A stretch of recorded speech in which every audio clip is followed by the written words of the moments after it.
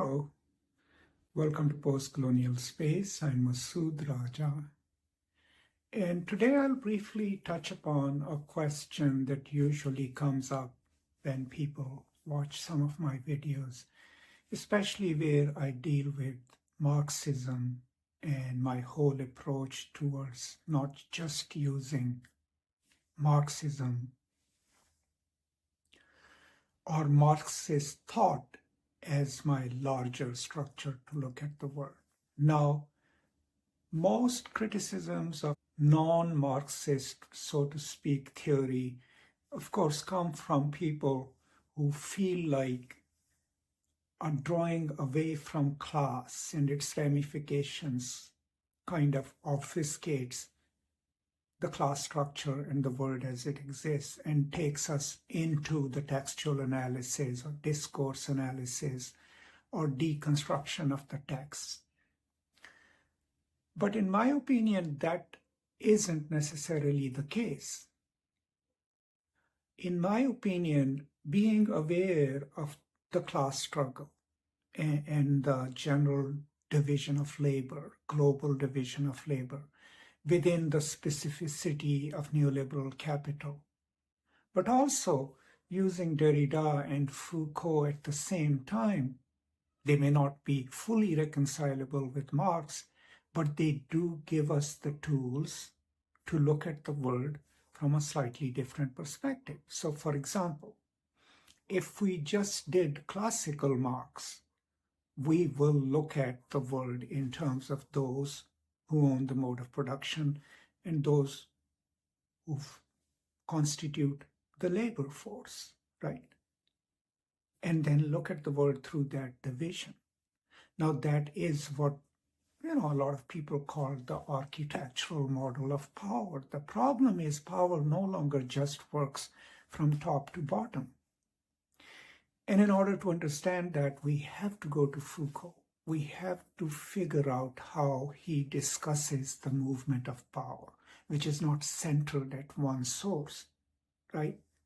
And which is mobilized through discourses of knowledge that we internalize and act upon. Why do we think the way we think about the world?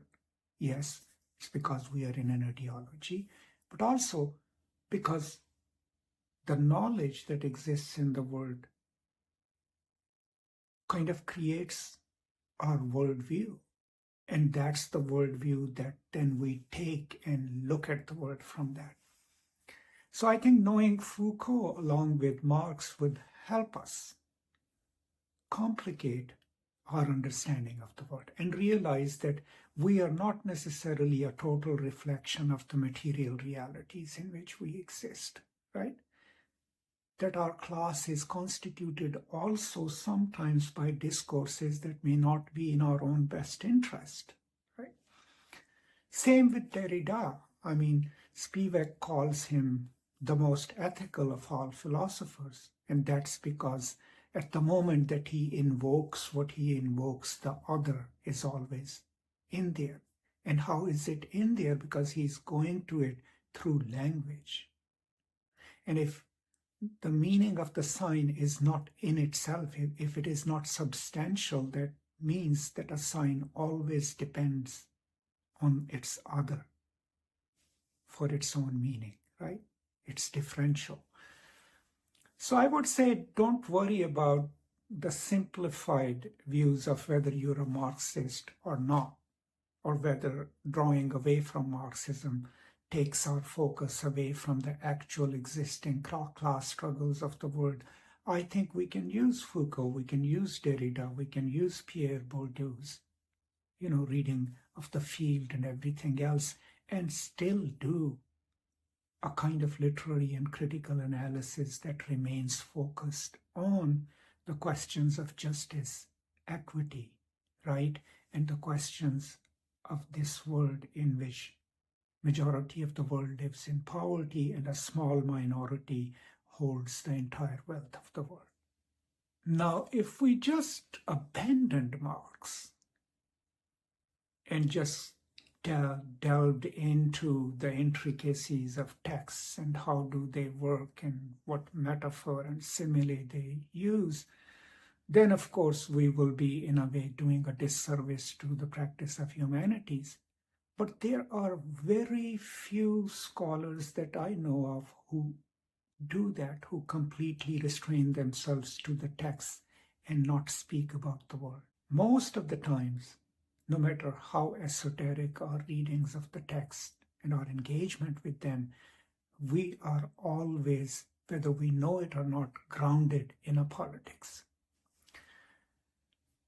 On the other hand, though, being aware of Marx, of the constituent parts of class struggle, and knowing where that struggle is now, can, of course, make us extra watchful when we are being esoteric, right? And when we are being non-practical and detached from the world. But for that, we have to constantly read. So I always go to Franco Berardi, right? The Soul at Work is a great example of contemporary Marxist scholarship, which is aware of the structuralist and post-structuralist debates, which is aware of Lacan and of psychoanalysis, but mobilizes that to understand where capital is now, and that the struggle is no longer about refusal to work, but about how to value time, right? How to have a fair wage, how to define wealth, and how to understand that it's not just our bodies that are incorporated now within the logic of capital, but also our souls, right? So we don't just sell our labor, we sell the best part of ourselves, that is our intellect, and hence the term cognitariat, right? Or the nature of precarity, how work has constantly been made precarious so that we depend on our jobs to sustain our lives and hence do not have many choices to resist. So in my opinion, and you can take it or leave it, simply being a Marxist is quite useful, but I think infusing that knowledge with whatever other theories are available, but being aware of what's at stake will enable us to cobble together a theoretical grounding that isn't just looking at the world through one particular ideology or through one particular discourse, but which is eclectic and which enables us to question our own assumptions and then take another look at how we are seeing the world, how we are thinking about it. So that's all I wanted to add to the discussions going on under some of my videos, especially about Marxism. Please let me know what you think. I would love to read your ideas and suggestions. I'll be back with more, maybe on some other topic. Until then, take care, stay safe, and as always, from me to you, peace and love.